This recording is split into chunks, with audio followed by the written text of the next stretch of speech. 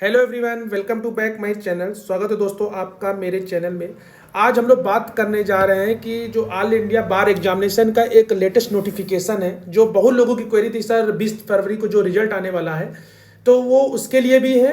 और साथ ही साथ जो लेटेस्ट नोटिफिकेशन है जिसमें आप लोग बार बार यही कह रहे हैं कि सर आंसर की क्या कौन सी होनी चाहिए, आंसर की उसके बारे में, तो वीडियो को लास्ट तक देखिएगा। वीडियो बहुत ज़्यादा महत्वपूर्ण होने वाला है और चैनल को जरूर सब्सक्राइब कीजिएगा। चलिए देर नहीं करते, इस वीडियो को शुरू करते हैं। जो लेटेस्ट नोटिफिकेशन है, अगर आप ऑल इंडिया बार एग्जामिनेशन की ऑफिशियल वेबसाइट पे जाएंगे तो उसमें एक रेड कलर का बॉक्स बना है, ठीक है। तो आप देखेंगे इसमें लिखा है dear candidate raise your objection for AIB 17। जब हम लोग इस पर क्लिक करते हैं तो ये हमको एक नई विंडो पे ले जाता है, लेकिन उससे पहले उसमें देखिए लिखा है objection window open till the 20 फरवरी 2023 23:59, यानी कि रात के 12 बजे तक, 20 फरवरी रात के 12 बजे तक ये विंडो ओपन है। और जो भी आपको लगता है कि आपकी जो आंसर की है वो आपके हिसाब से मैच नहीं कर रही, आपको ऑब्जेक्शन लग रहा है, तो आप उसको इस पर रेज कर सकते हैं, अपने ऑब्जेक्शन को रेज कर सकते हैं, ठीक है। तो हम लोग इस पर क्लिक करते हैं। जब हम लोग इस पर क्लिक करते हैं तो हमको ये एक वेबसाइट पे ले जाता है, कौन सी, जिसमें आपको अपना रोल नंबर डालना है और डेट ऑफ बर्थ डालना है। जो डेट ऑफ बर्थ होगा वो DD, मंथ, MM और ईयर के फॉर्म में होगा। तो जब हम चलिए इसको जल्दी से हम लोग उसको डाल लेते हैं और देखते हैं उसके बाद की क्या प्रोसेस है। हम लोग एक एक स्टेप जानेंगे जिससे आपके पूरे डाउट क्लियर हो जाएगा। तो जैसे हम लोग जब इसको वो कर लेते हैं, रोल नंबर डाल लेते हैं और अपना डेट ऑफ बर्थ डालते हैं, तो हमको ये एक आता है सबसे पहले ये इंस्ट्रक्शन, जिसमें लिखा है kindly the read the following instruction carefully before the submit objection. यानी कि अगर आपने ऑब्जेक्शन सबमिट कर दिया तो बाद में उसमें करेक्शन नहीं कर सकते, इसलिए थोड़ा ध्यान से इसको आपको इंस्ट्रक्शन को अच्छे से समझना है और तब सबमिट करना है। तो लिखा है कि this portal allow you raise the objection against the question asked the exam.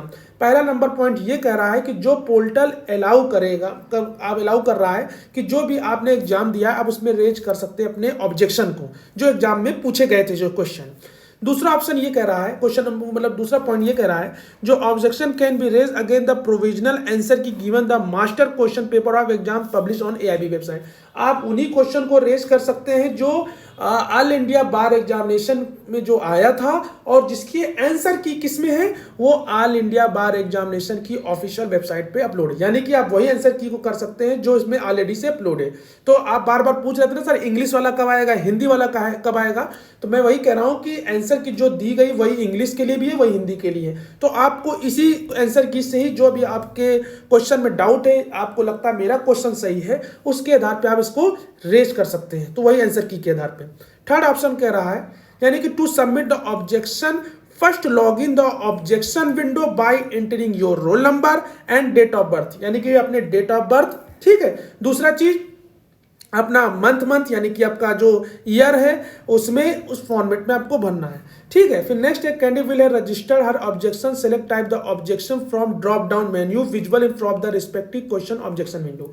यानी कि जब कैंडिडेट जब इसको ऑप्शन को जब सबमिट करेगा तो ये ड्रॉप डाउन करके जो भी क्वेश्चन दिए होंगे उस पर आप रेज क्वेश्चन कर सकते हैं। कैंडिडेट कैन सबमिट वन या more than objection, can view objection summary report clicking the view objection summary. Candidate can also the take the print objection summary clicking the print icon. आप जो भी objection करेंगे उसको आप objection summary को जरूर print निकलवा लीजिएगा प्रिंट आइकन से क्लिक करके। तो आपको ये बातों का ध्यान रखना है।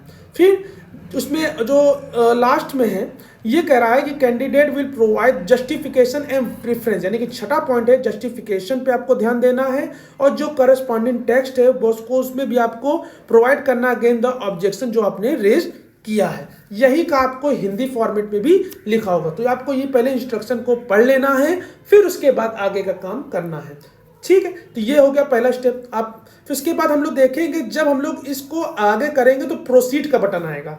तो प्रोसीड के बटन पे जब हम लोग क्लिक करेंगे तो आपको इस तरह का विंडो खुल जाएगा जहां पे लिखा रहेगा व्यू ऑब्जेक्शन समरी। तो सबसे पहले आपको देख लेना है कि कौन कौन सा आपके जो क्वेश्चन आए पूछे गए थे और किसमें आपको डाउट है, किसमें आपके आंसर की आपने अच्छा से आपका मैच नहीं कर रहा है, और जो आपकी बेयर एक्ट या बुक्स या किसी वेबसाइट से आपने आंसर उसको ढूंढा है उसके आधार पे आप उसमें रेज कर सकते हैं। जैसे title of the constitution of India is लेस्ड down, तो इसका आगे इसमें रेज का ऑप्शन रहेगा, तो आपको ध्यान देना है। जैसे मैं आपको एक बार लास्ट में दिखा देते हैं, ये लिखा है रेज व्यू ऑब्जेक्शन, जैसे आर्टिकल 1, आर्टिकल 5, आर्टिकल 390, आर्टिकल 393, यहाँ पे रेज पे ऑप्शन पे आपको क्लिक करना है। ठीक है, इसी तरह अगला क्वेश्चन रहेगा, उस पर जो भी आपके डाउट रहे वो पूरे क्वेश्चन का आंसर वहां पे दिया होगा, आपको उसको बस ध्यान से उसको देखना है। तो ये ऑप्शन हो गया। उसके बाद आपको देखना है, जब पूरा जो भी आपने क्वेश्चन रेज कर लिया है, उसके बाद जो लिखा ना all the field are mandatory, ये सब अगर पॉइंट ध्यान नहीं देंगे तो आपका जो रेज है वो नहीं काउंट होगा। तो select the objection type, objection type को आपको सेलेक्ट कर लेना है, फिर अपना रीजन लिख देना है, मैक्सिमम 500 करेक्टर, यानी कि 500 करेक्टर से ज्यादा आप इसमें अपना रीजन नहीं लिख सकते। अगर आपको कोई डाउट है आंसर किस रिलेटेड, या आपने कोई क्वेश्चन आपने बुक से लिया है, जहां से भी लिया उसके बारे में आपको यहाँ पे भर के उसको आगे करना है।